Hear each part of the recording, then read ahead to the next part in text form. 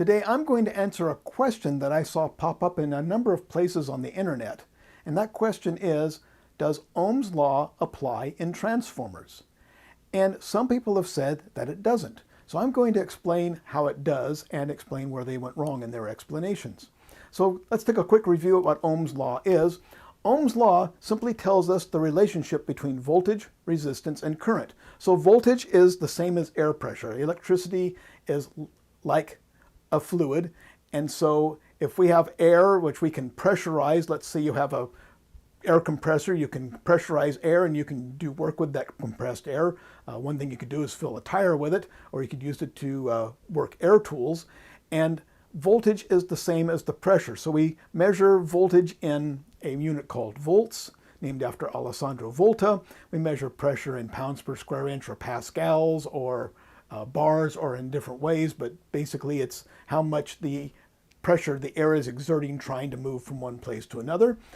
Resistance would be the resistance to electricity moving. Now, if we have a restriction in a pipe that's going to act like a resistor, I like to use a soda straw as an example. As I have it wide open, I can blow through it.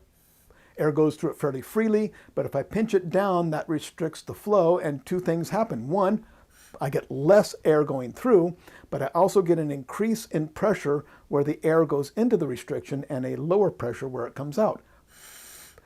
And electricity acts the same way with a resistor. A resistor is an electric component that acts like that pinch in this soda straw. And just like that pinch, when electrical current enters the resistance, I get a backup of pressure behind it, or a backup of voltage behind it, and a lower voltage on the other side of the resistor. And current is simply the flow, just like the flow of air through that straw. Current is the flow of electricity.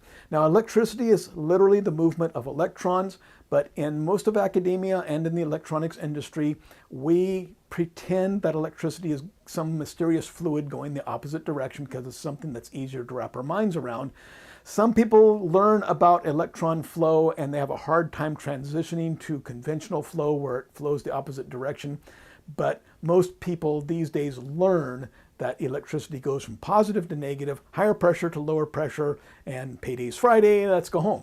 So if we have a circuit, I'll just represent this with a battery and a single resistor, and let's say this is a 10-volt battery, and let's say this is a 10 ohm resistor. So we measure resistance in a unit called ohms, represented by the Greek letter omega. And Ohm's law simply says that I can predict how much electrical current is flowing in here by knowing the voltage and the resistance. And the electrical current is measured in a unit called amps or amperes. And Ohm's law says that if I know my voltage, I can divide into it to find out one of the other entities. What do I know? I know the resistance. So if I divide 10 ohms into 10 volts, what do I get? I get 1, and that would be 1 amp. So that's in a nutshell what Ohm's law is. It is written like this. E equals I times R. E is the accepted symbol to represent voltage. Some people will put a V here. I wish they wouldn't do that because the accepted symbol is E. Some people say that means electromotive force. It may or may not. I find that such colloquialisms are not always true. But E represents voltage, I represents current, and R represents resistance. And this formula can be manipulated. It's a simple algebraic formula. If I know my voltage, well, I put that on top of here. Let's say I know my resistance and I know my voltage. So my current is going to be my voltage divided by my resistance. If I know my current, my resistance will be my voltage divided by my current. And if I don't know my voltage, I simply multiply my current times my resistance to find the voltage. And that is Ohm's law in a nutshell. Now the question is, does this apply to a transformer? Now we have to look at what a transformer is. I have a video about transformers, which I have linked below and up here. But in a nutshell, a transformer is going to be two coils of wire. I'm just going to draw them side by side as the typical schematic is. And Transformers only work with alternating current because the way it works is I get current going back and forth. When that current moves, I get a building magnetic field. When it reverses direction, I get a collapsing magnetic field, then it builds the opposite direction. And as that magnetic field goes back and forth across the second coil, I induce a voltage. And if I have a path for it to flow, let's put a resistor here, I can get a current going over here. It's called mutual induction. Watch my video on transformers to get more information about that. I'm going to keep this short. So I put alternating current into the primary, and I get alternating current in the secondary, and that's induced by the moving magnetic field. If I put a battery here, I get virtually nothing because the magnetic field builds and stops, and when the magnetic field is not moving, nothing happens in the secondary. So another thing about transformers and what makes them really useful is I can take my alternating current, and let's say this is coming from the wall. And let's say that's here in America, that would typically be 120 volts. And let's say I put in my primary, let's make that 1,000 coils of wire. And in my secondary, I'm going to put 100 coils. So I'll just show them further apart in the secondary. So 1,000 and 100, that's a 10-to-1 ratio. So let's put 10 to 1. What that's going to do is step down my voltage. So if I start out with 120 volts, I'll end up with 12 volts here. And just to make sure you understand, this is going to be what's called RMS. It's sort of like an average, but sort of not. The voltage is actually going to go up to something like about 170, down to about minus 170, back up. And it's not really an average, but I'm not going to go into details on exactly what it is, but it's equivalent to 120 volts. Basically, it's saying that this wave here has the same energy as a 120 volt battery. So let's move on. So now here comes the interesting thing. I'm going to put a resistor across here. And just to make it easy numbers, let's make that 12 ohms. So I have 12 volts, 12 ohms. Ohm's law says, well, if I know my voltage, I divide into it. 12 goes into 12 one time. What's that tell me? It tells me how much current I have. So that means I have 1 amp of current flowing in that secondary. And of course, I have an amp flowing in the primary, right? Wrong. It only takes 1/10 of an amp in the primary to get that same current in the secondary. I'm showing this like DC, but once again, it's that sort of an average. But if I'm getting 1 amp AC over here, it's only going to take 100 milliamps AC in the primary to get that. So my voltage stepped down, but my current stepped up. And the current's actually controlled by this resistor here. If I put a higher resistor in there, that'll cut down this current, and it'll also cut down that current, and vice versa. But with this 12 ohm resistor, with a 12 volt transformer, I'm going to get 1 amp here, and if I step down in voltage, I step up in current and vice versa. So I can also use a transformer the opposite way. And so to get, if I was going the opposite way, putting in 12 volts AC over here, I would have to put in 1 amp here to get 1/10 of an amp here at 120 volts. So I don't get something for nothing. My voltage goes down, my current goes up, or vice versa. My voltage goes up and my current goes down. So some people have said, well, this violates Ohm's law because I'm putting in 120 volts across 12 ohms. I should get 10 amps.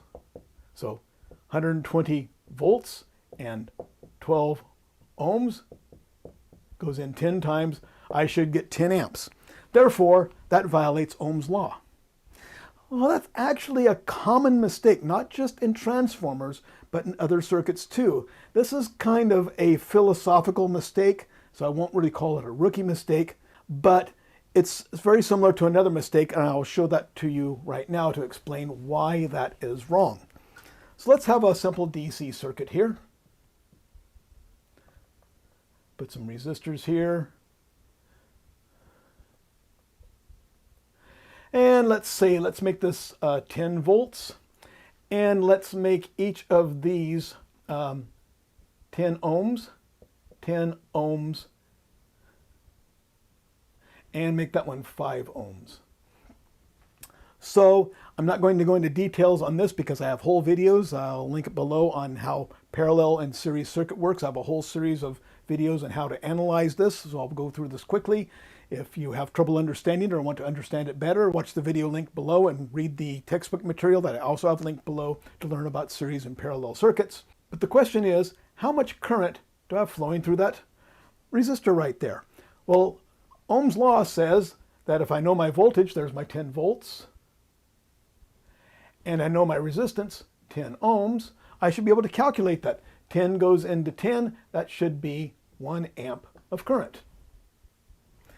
And anyone who's got any experience with this is probably doing a face palm right now. Of course, that's wrong, but I see a lot of people make that mistake when they're just learning electronics. The mistake they're making is this voltage is not applied across this resistor. This voltage is applied across the whole circuit. We do not get 10 volts across here. What we're getting is only 5 volts across there. We are losing 5 volts between here and here. So by the time we get over here, we only have plus 5 volts left. So it's not 10 volts across 10 ohms, but 5 volts across 10 ohms. And so now we put that. Now we find out we actually only get 0.5 amps, half an amp through that resistor. And we get another half an amp through there, and for a total of 1 amp through the whole circuit. So I could explain that in more detail, but if you want to learn about it, read in the links in the description below. So what happened is that they applied a voltage that applies one place to a resistor that's somewhere else. So let's take a close look at how Ohm's law works. I have a resistor here. I have some circuitry over here. I don't know what it is. And I have some circuitry over here, and I don't know what it is, and I don't care. I only am interested in what's going on right around this resistor. And let's put a current meter in here so I can measure some current. Let's say I've got 1 amp of current.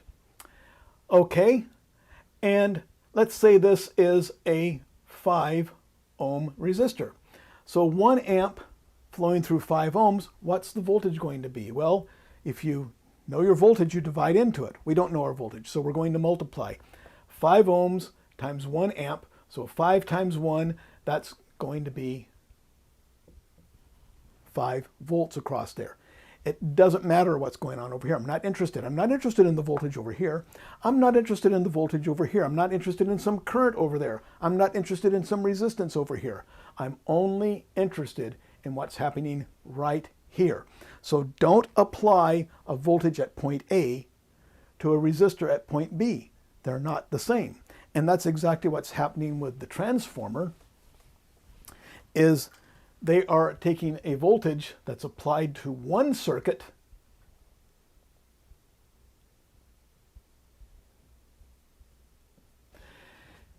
and thinking it applies to a completely different circuit. So it's going to be a 10-to-1 ratio. By the way, you hear a lot about turns ratios and transformers. What they say is true, but you don't buy transformers that way. If I bought this transformer, I would be buying a transformer that says, oh, it's a 12-volt transformer that has 120 volts in the primary. You would not see it labeled as 10-to-1, but you know it would be because it's 120 volts here and 12 volts here. So I have 12 volts in the secondary, 120 volts in the primary, and so now I have my 1 amp of current over here. So this 120 volts is not applied to this resistor. It's applied to the primary of the transformer. Now let me talk a little bit about how this transformer works. And if we have no load, first of all, let's pretend that this transformer is what they call the ideal transformer, which means that it has no losses that I talk about in the video before, which means that with this open loop, I am going to get 0 amps of current in that primary. And because the back EMF, as this current flows into this coil, that coil builds a magnetic field. That moving magnetic field generates a current that pushes back on the current that's coming in. So that coil is pushing back just as hard as this voltage is pushing in. And it doesn't matter, it keeps changing polarity and direction, but at any moment in time, the coil is pushing back just as hard as that is pushing in. Of course, in the real world, this doesn't happen because we have losses. We are magnetizing the core of the transformer, and we have copper wiring in there, which develops a little bit of heat, and that gives us a little bit of loss. So we will have a tiny bit of current in a real transformer. But if this were an ideal transformer, this coil would be pushing back exactly as hard as the current's pushing in, and we would have 0 amps of current flowing in the primary. However, as soon as we put a circuit here, back to 12 volts, let's make that 12 ohms because the number's real easy. Now we have a current flowing in the secondary. That current induces its own magnetic field in the secondary, and that magnetic field crosses the primary, and as it moves, it helps current flow in the primary. So the more current I have flowing in the secondary, the more that magnetic field that it has. Remember, if we put current through a coil, we get a magnetic field. So the magnetic field around the secondary goes across the primary in such a way that it helps current flow. So the more current I have in the secondary, the more that current helps current in the primary. And so now, if I have, I said I had 1 amp here, 12 volts, 12 ohms, I have 1 amp, I would have 0.1 amps here. That's exactly how much it would help it. And if I reduce this to a lower resistance and get more current, that magnetic field moving across would induce even more current in the primary. So the more current I get in the secondary, the more current I get in the primary. However, there would be exactly the same as the turns ratio. My primary, if it's a step-down transformer, my primary will have a lower current than the secondary, the same as the turns ratio and the voltage ratio. So the ideal transformer would have no current with no load, and as soon as I put a load on there, I get current. But of course, a real transformer will have a tiny amount of current in the primary because of heat loss in the copper, eddy currents, currents flowing in the core, and something that's called hysteresis that has to do with magnetizing the core I talk about in the other video. But as you can see, there is a feedback between the primary and the secondary, but I am not putting 120 volts across 12 ohms. I'm putting 120 volts across the primary of the transformer, and the amount of current I get depends on how much that primary pushes back. With no load, it pushes back just as hard as the voltage pushes, so I get no current. I get a load, and the more current I have in the secondary, the more that helps current flow in the primary. So that's how the transformer works, but they are two separate circuits. We cannot apply my 120 volts to this because we do not apply a voltage at point A to point Z. They're completely different from each other. So in the end, Ohm's law does apply. 12 volts, 12 ohms, 1 amp. 120 volts, what's the ohms here? It changes. It depends on how much current's flowing in the secondary, because the more current I have in the secondary, the less impedance my primary has, and so that changes. So I can't, it's not straightforward. I could calculate it. 120 volts, 0.1 amps. So 120 divided by 0.1, that would be, so at this point that's acting like 1200 ohms of impedance. Notice I didn't call it resistance because it's reactance and it's feedback coming from the secondary. So it's a little different, but that primary at this point, 12 volt secondary, the 12 ohm load, it's looking like 1200 ohms of impedance over here. So Ohm's law is still applying, 120 volts, 0.1 amps, 1200 ohms of impedance. It still works. So Ohm's law is applying over here. Ohm's law is applying over here. How did I come up with that 1200 ohms of impedance? Ohm's law. So Ohm's law does apply to transformers. If you found this video useful and informative, please give me a thumbs up down below. It really helps the channel. And subscribe, because that not only informs you when I put new videos up, but it really helps the channel also. And a big thank you to my patrons at Patreon. I could not make these videos without your support. If you want to help me put these videos online and keep real vocational education free at vocatomy.net, you can go to patreon.com/join/vocatomy and pledge your support. And again, a big thank you to my patrons who make this possible, and a big thank you to everyone for watching.